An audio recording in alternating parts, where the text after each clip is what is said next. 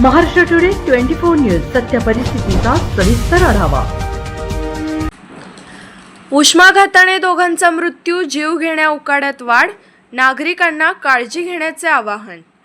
डिग्रज शहरात वाढत्या तापमानाने जीव घेणे वळण घेतल्याने उष्माघाताने 2 जणांचा मृत्यू झाल्याची एक धक्कादायक घटना घडली आहे। त्यांचे मृतदेह शंकर टॉकीज चौक आणि शासकीय विश्रामगृह यांच्या दरम्यानच्या परिसरात आढळून आले।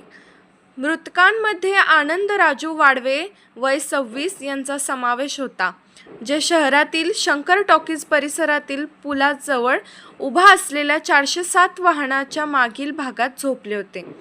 असे म्हटले जात आहे की अत्याधिक उष्णतेत गाडीत झोपल्यामुळे त्याला उष्माघाताचा त्रास झाला असावा।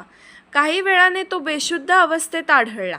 नागरिकांकडून आलेल्या माहितीनंतर पोलिसांनी त्याला तातडीने डिग्रज ग्रामीण रुग्णालयात दाखल केले, जिथे डॉक्टरांनी त्याला मृत घोषित केले।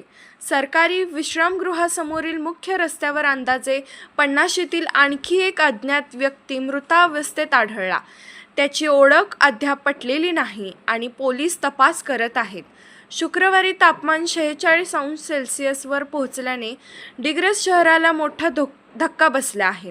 प्राथमिक अहवालानुसार दोघांचाही मृत्यू उष्माघाताने झाला असला तरी मृत्यूचे नेमके कारण शवविच्छेदने अहवालानंतरच स्पष्ट होईल। महाराष्ट्र टुडे मराठीसाठी ब्युरो रिपोर्ट, डिग्रज, यवतमाळ। आजच महाराष्ट्र टुडे 24 न्यूजला सबस्क्राइब करा आणि सत्य परिस्थितीचा सविस्तर आढावा पहा।